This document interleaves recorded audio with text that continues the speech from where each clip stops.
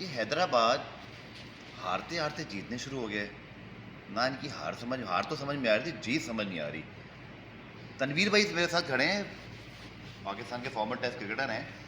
जो टीम हार जीत रही थी वो हार रही थी, जो वो जीत रही है। ये मजाक की बात तो नहीं है, लेकिन हमारे यहाँ मीम बहुत बनी थी ना। बस मीम के अंदर एक नई चीज़ ऐड कर दूँ क्या? वो जो जेडी वैन साहब आए थे, हाँ। उनके आने के बाद हैदराबाद जीतने शुरू हो गए। नहीं, क्या इसकी भी मीम बनेगी? नहीं तो आप आपको क्या ख्याल है? आप जेडी वेंस की बात कर रहे हैं भाई, मैक्सवेल भी तो आए हैं। मैक्सवेल के आने से मैक्सवेल ने कितना कुछ नहीं है ना उड़ तक। नहीं तो जेडी वेंस ने की किया है। वो इतनी मीम बनी थी, हमने बना दिए।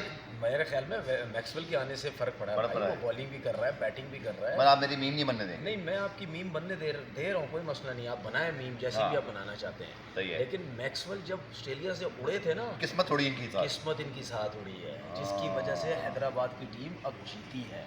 और अब मुझे ऐसा लगता है कि शायद हैदराबाद की भी जीत जाए। अब आप ये सोच रहे थे ना, आपके दिमाग में जो चीज़ें चल रही थी कि हैदराबाद ये नहीं जीतेगी, नहीं जीतेगी, बिल्कुल, अब बिल्कुल। आपका दिमाग भी अब चेंज होगा।